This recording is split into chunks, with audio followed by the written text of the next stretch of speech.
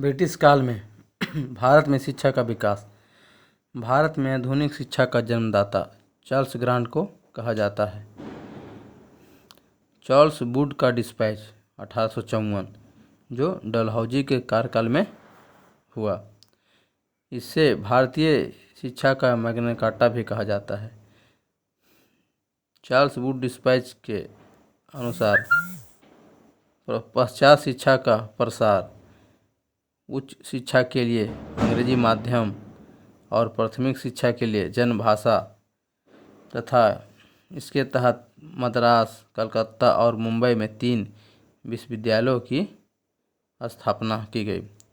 अब देखेंगे हंटर शिक्षा आयोग 1882 लिट्टन के कार्यकाल में।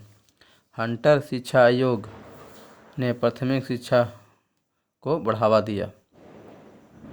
रेले कमीशन 1902 कार्जन के कार्यकाल में रेले की अध्यक्षता में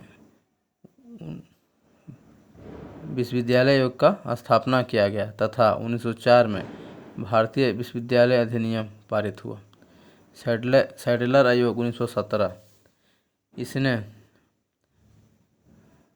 माध्यमिक शिक्षा को बढ़ावा दिया तथा 12 वर्षीय स्कूली शिक्षा और स्नातक की उपाधि के लिए उचित व्यवस्था का प्रावधान किया।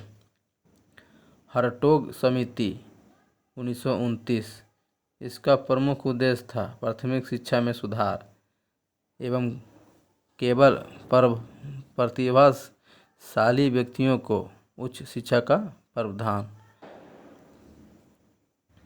वर्धा योजना 1937, गांधी जी द्वारा प्रस्तुत इस योजना में 7 से 14 वर्ष के बच्चों के लिए निःशुल्क एवं अनिवार्य शिक्षा की व्यवस्था। सर्जेंट योजना 1944, सर्जेंट योजना के अनुसार प्राथमिक